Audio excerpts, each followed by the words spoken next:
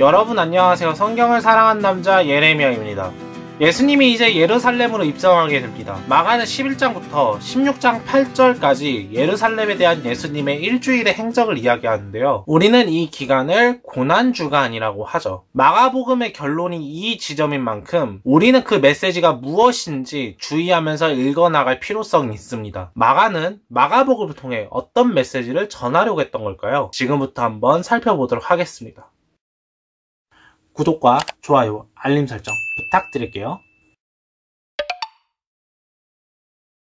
예수께서 예루살렘으로 입성하시면서 처음 행하신 일은 예루살렘 성전으로 가시는 것이었습니다. 많은 분들은 예수께서 성전에 가셔서 하신 행동을 성전 정화 사건이라고 부르는데요. 모든 복음서가 이 일을 언급하지만 마가는 조금 특별하게 이야기를 합니다. 성전 정화 이전에 무화과 나무 이야기를 하죠. 예수께서 무화과 나무를 보시고 영원토록 사람이 내게서 열매를 따먹지 못하리라 라고 말씀하십니다. 그리고 나서 성전으로 들어가게 되시죠. 마가는 이렇게 보도합니다. 그들이 예루살렘에 들어가니라 예수께서 성전에 들어가사 성전 안에서 매매하는 자들을 내쫓으시며 돈 바꾸는 자들의 상과 비둘기 파는 자들의 의자를 둘러 엎으시며 아무나 물건을 가지고 성전 안으로 지나다님을 허락하지 아니하시고 이에 가르쳐 이르시되 기록된 바 내 집은 만민이 기도하는 집이라 칭함을 받으리라고 하지 아니하였느냐. 너희는 강도의 소굴을 만들었도다 하시매 대제사장들과 서기관들이 듣고 예수를 어떻게 죽일까 하고 꾀하니 이는 무리가 다 그의 교훈을 놀랍게 여김으로 그를 두려워함일러라. 예수께서 성전을 둘러엎는 성전 정화 사건을 행하십니다. 이 사건은 예수님이 죽게 된 직접적인 원인으로 직결됩니다. 당시 성전은 유대인들에게 있어서 하나님이 계신 곳이었고 거룩한 곳이었기 때문이죠. 그러나 역으로 예수께서는 그게 아니라고 이야기를 하시는 것입니다. 지금 하나님이 계신 거룩한 곳이라고 말하는 인식의 결과가 장사치들이 난리를 치는 상황인데 이게 맞느냐라는 것이죠. 성전은 기도하는 집입니다. 그러나 사람들이 강도의 소굴로 만들어 버린 것이죠. 그리고 나서 마가는 무화과 나무 이야기를 합니다. 이 나무가 말라버린 걸 베드로가 보고 베드로가 예수님께 이야기를 하죠. 베드로가 생각이 나서 여짜오되 라삐어 보소서 저주하신 무화과 나무가 말랐나이다. 예수께서 그들에게 대답하여 이르시되 하나님을 믿으라.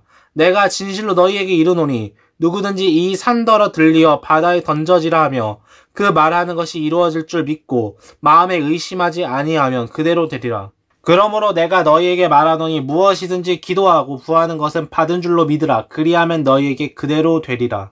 베드로가 주님, 무화과 나무가 말랐습니다 라고 말하는데 예수께서 너무 뜬금없이 하나님을 믿으라 라고 하시죠. 무슨 관계가 있는 걸까요? 이전 영상에서 말씀드린 대로 마가는 샌드위치 기법을 자주 사용하는데요. 이 단락의 경우 무화과 나무 이야기, 두 개의 이야기 사이에 성전 정화 사건이 있음을 확인할 수 있습니다. A와 A-의 내용은 B를 통해서 이해를 해야 되겠다 생각을 해볼 수 있겠죠. 우리는 무화과 나무에 초점을 둘 필요가 있습니다. 구약성경, 특히 예언서에선 이스라엘을 이야기할 적에 포도나무, 감람나무, 무화과 나무로 이야기를 많이 하죠. 즉, 무화과 나무는 현재 이스라엘이다 라고 볼 수 있겠습니다. 문제는 이 단락 A에서 예수님이 나무가 잎이 무성해 있어서 무엇이 있는지 가보았는데 아무것도 없었다라는 것이죠. 대다수는 나무의 열매를 생각하지만 마가는 무화과 떼가 아니라고 굳이 이야기를 합니다. 예수께서 무화과 떼를 모르셨을까요?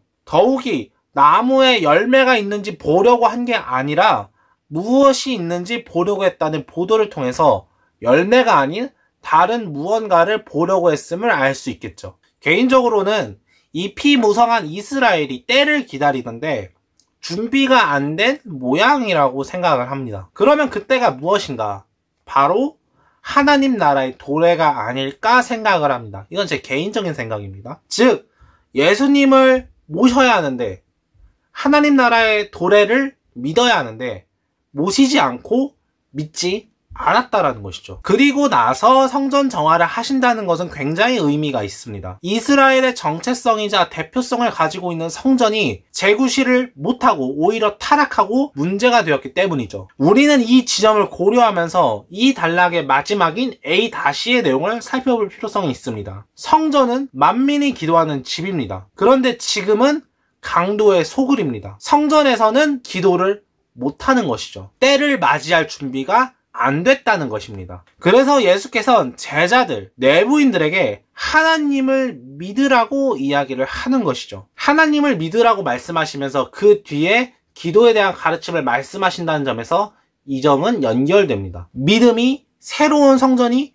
되는 것이죠. 이런 부분 때문에 어떤 학자들은 성전 정화라고 부르면 안 된다고 말하기도 합니다. 왜냐하면 성전의 수명은 강도의 소굴이 됨으로써 끝났기 때문이죠.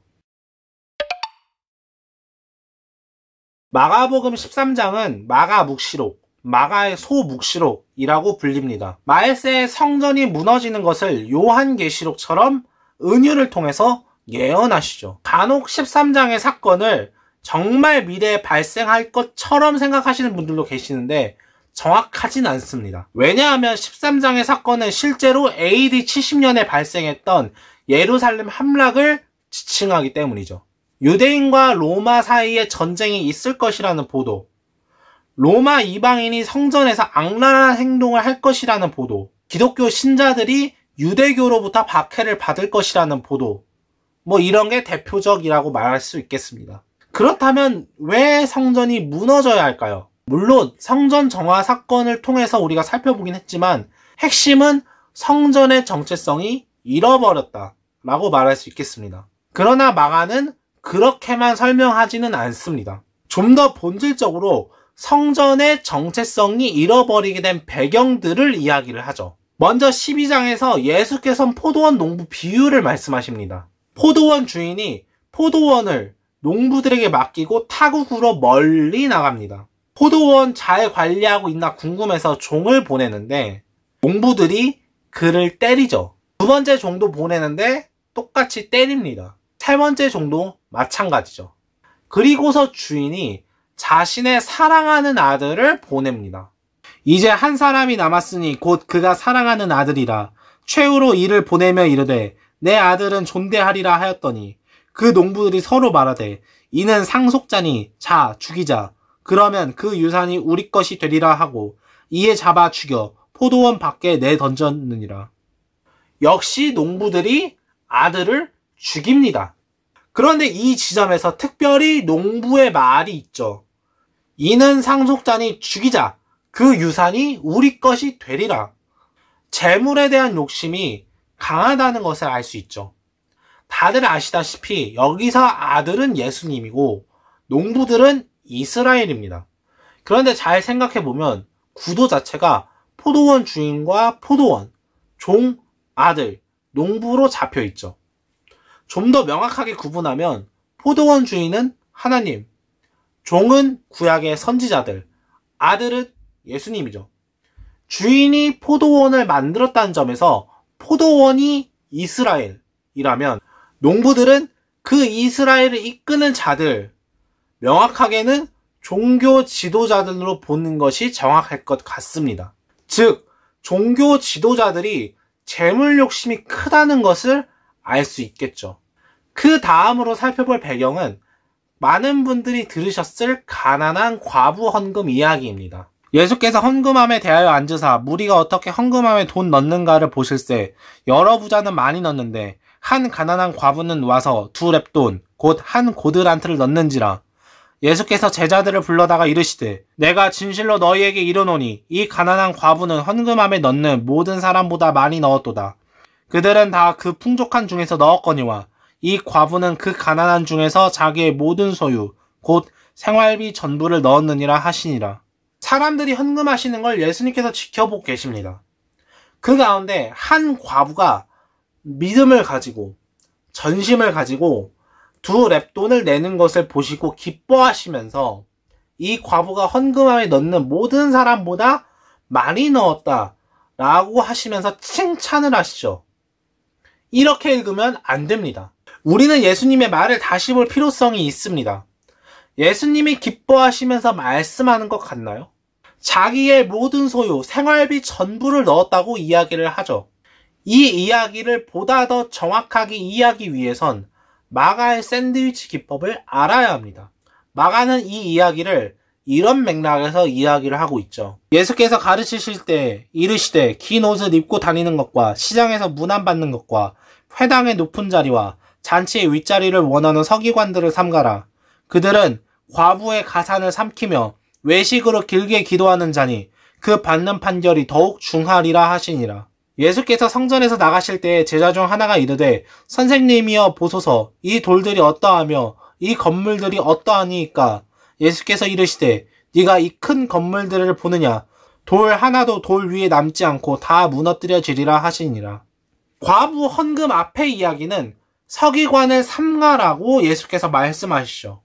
서기관은 외식하는 자입니다. 그런데 이 보도가 눈에 띄죠.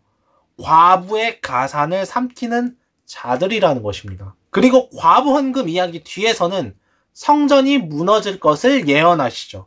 즉 유대 종교 지도자들은 외식하는 자들이고 그들은 과부의 가산을 삼키는 자들이며 그 직접적인 사건으로 가난한 과부의 헌금을 보여주면서 이렇게까지 물질에 집착하여 타락했다라는 이야기입니다. 그리고 그 결정체가 성전체제라는 것이죠. 이러한 성전체제 타락상은 7장의 정결법 논쟁과 연결이 됩니다. 물질에 집착하는 행동인 탐욕은 예수께서 악한 생각이라고 말씀을 하시죠. 이 악한 생각은 사람을 더럽게 하는 것입니다. 곧 하나님의 계명을 저버리는 것이죠. 그리고 하나님 나라를 믿지 않는 것, 이렇게 연결이 됩니다. 이런 악한 생각으로 사람을 더럽게 하고 성전을 강도의 소굴로 만들어버렸기 때문에 성전은 필히 무너질 수밖에 없다라고 말하는 것입니다. 이런 폭로와 갈등 이후 예수께서는 제자들과 함께 최후의 만찬을 나누시죠. 유다의 배신으로 겟세마네에서 기도하시다가 잡히십니다. 그리고서 마가는 아주 길게 예수께서 고난당하신 이야기를 다른 복음서보다 굉장히 자세하게 디테일하게 이야기를 하죠. 그리고서 예수께서 십자가에 달리시죠. 나의 하나님 나의 하나님 어찌하여 나를 버리셨나이까. 시편 22편 1절의 말씀을 인용하시면서 돌아가십니다. 이때 성소 휘장이 찢어지죠. 이 사건은 앞서 말씀드린 성전 정화 사건, 성전의 파멸 이후 다 연결되면서 그 결론이기도 합니다. 즉 예수께서 죽으심으로 말미암아 성전 시대가 끝났다라는 것을 보여주는 것이죠. 그런데 중요한 건 성소 휘장이 찢어진 다음에 나오는 보도입니다. 예수를 향하여 섰던 백부장이 그렇게 순지심을 보고 이르되 이 사람은 진실로 하나님의 아들이었도다 하더라. 자, 여기서 마가복음에 등장한 사람들 중에서는 베드로 이후 처음으로 혹은 베드로가 만약 예수님의 정체를 몰랐다면 최초로 예수님의 정체를 파악한 자를 이야기합니다. 그런데 여태까지 고백들과 다른 게 두 가지가 있습니다. 첫째로 로마 백부장에 의한 고백이라는 것이죠. 이 사람은 내부인이 아니었습니다. 제자도 아니었고 예수님과 함께했던 무리도 아니었죠. 더욱이 로마 치리 하에 있는 사람들이 바라보는 하나님의 아들은 당연히 로마 황제여야 했죠. 그런데도 그가 예수님이 진실로 하나님의 아들이었다라고 고백을 하죠. 둘째로 십자가 앞에서 정체를 파악했다는 것입니다. 여태까지 예수님의 능력들은 자연을 제어하고 귀신을 축출하고 떡을 무한대로 만드시고 초자연적인 능력들을 행하셨죠. 그런데 그 능력을 보고 따르던 제자들, 무리들은 지금 없습니다. 다 도망갔죠. 또 무리들 중에서는 예수님 사기꾼이라면서 돌 던지고 침 뱉던 사람들도 있었습니다. 진정한 하나님의 아들이란 정체성은 능력을 행하는 자리에서 드러나는 것이 아니라 고난 속에서 드러난다는 것이죠. 1강에서 말씀드린 대로 당시 신의 아들이라고 하면 엄청난 능력을 보여주는 것을 떠올리기 마련인데 마가는 그게 아니라는 겁니다. 그래서 예수께서 이적들을 행하시고 나서 말하지 말라, 잠잠해라 라고 말씀하신 이유가 여기에 있는 것이죠. 이것을 메시아 비밀이라고 합니다. 메시아의 정체성은 이적에서 나타나는 것이 아니라 십자가상에서 나타나야 된다라는 것입니다. 다양한 이적들을 통해서 보여지는 한 하나님의 아들의 모습은 어찌 보면 일시적이고 단편적이고 극단적으로 얘기하면 거짓이라는 거죠. 더욱이 내부인에 대한 가르침 가운데 예수님과 복음을 위해 자기 십자가를 지고 따르게 되면 맞이하게 될 운명이기도 하죠. 이 십자가 사건이 중요한 이유가 또 하나 있습니다. 앞서 우리는 4장부터의 주제가 되풀이되는 내부인과 외부인을 살펴보았죠. 핵심은 예수님이 복음이라는 것, 그리고 예수님이 전하신 하나님 나라 복음을 믿는 것이었죠. 그런데 예수님이 최후의 만찬에서 이런 말씀을 하십니다. 그들이 먹을 때 예수께서 떡을 가지사 축복하시고 떼어 제자들에게 주시며 이르시되 받으라 이것은 내 몸이니라 하시고, 성만찬의 핵심이 되는 예수님의 몸과 피, 그런데 예수께서 자신의 몸을 떡과 동일시합니다. 그런데 이 떡이라는 표현 낯설지 않죠? 지난 강에서 누룩과 떡에 비교해서 말씀을 드렸습니다. 떡은 예수님의 선포, 가르침, 하나님 나라, 복음을 아우르는 것이죠. 그 떡이 최후의 만찬에서 동일한 단어로 사용됩니다. 즉 십자가에 달린 예수님의 몸, 곧 십자가 사건, 이꼴 하나님 나라와 가르침, 이렇게 이야기할 수 있겠다라는 것이죠. 마가복음 속 예수께서 십자가에 달려 죽으신 것은 결국 하나님 나라가 가까이 왔다라는 1장 15절의 선포, 이것을 다시금 선포하는 것입니다. 그 메시지를 기억하는 모든 신앙인이라면 십자가 앞에서 예수님의 정체를 파악하고 회개하고 예수님이 선포하신 복음을 믿고 자신의 고난을 감당해야 된다는 것이죠.